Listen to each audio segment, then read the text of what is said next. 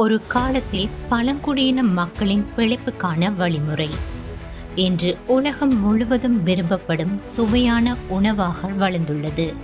அதுதான் பாபிக்யூ. இது வெறும் உணவல்ல, இப்போது பல்கலைக்கழக பாடமாகவும் மாறியிருக்கின்றது. சீனாவின் ஒரு பல்கலைக்கழகம் நாட்டின் முதல் பாபிக்யூ ஆய்வு நிலையத்தை தொடங்கியுள்ளது.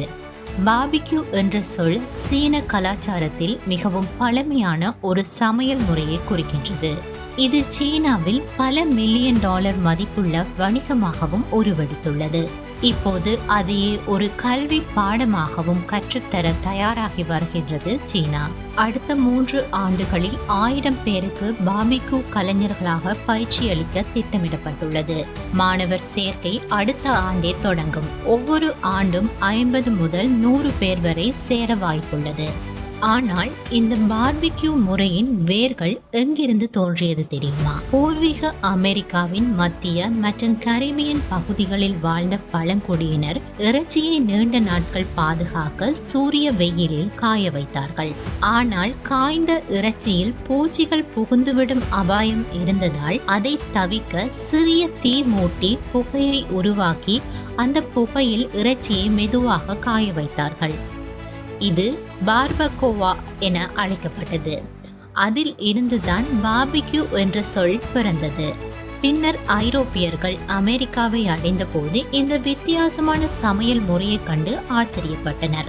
அதை தென் அமெரிக்கா மற்றும் ஐரோப்பிய பகுதிகளுக்கு பரப்பினர். பன்றிகள் குறைந்த பராமரிப்பில் வளரக்கூடிய உயிரினமாக இருந்ததால் பாபிக்யூவில் அதிகம் பயன்படுத்தப்படும் இறைச்சியாக அவை மாறின.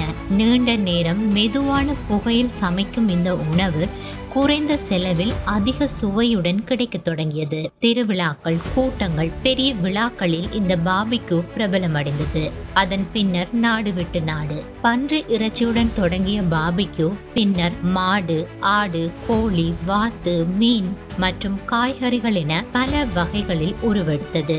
இன்று அனல் மற்றும் நெருப்பில் மெதுவாக சமைக்கப்படும் இந்த உணவு உலகம் முழுவதும் அனைவராலும் விரும்பப்படுகின்றது. பழங்குடியின மக்களின் பிழைப்புக்கான வழிமுறை இப்போது ஆயிரக்கணக்கான தொழில் முனைவோருக்கும் மாணவர்களுக்கும் எதிர்காலத்தை உருவாக்கும் பாடமாக மாறியுள்ளது. பாபிக்யூ பழமையையும் புதுமையும் இணைக்கும் ஒரு சுவை புரட்சி. உலக நடப்புகளை உடனுக்குடன் அறிந்திட News 21 தமிழோடு இணைந்திருங்கள்.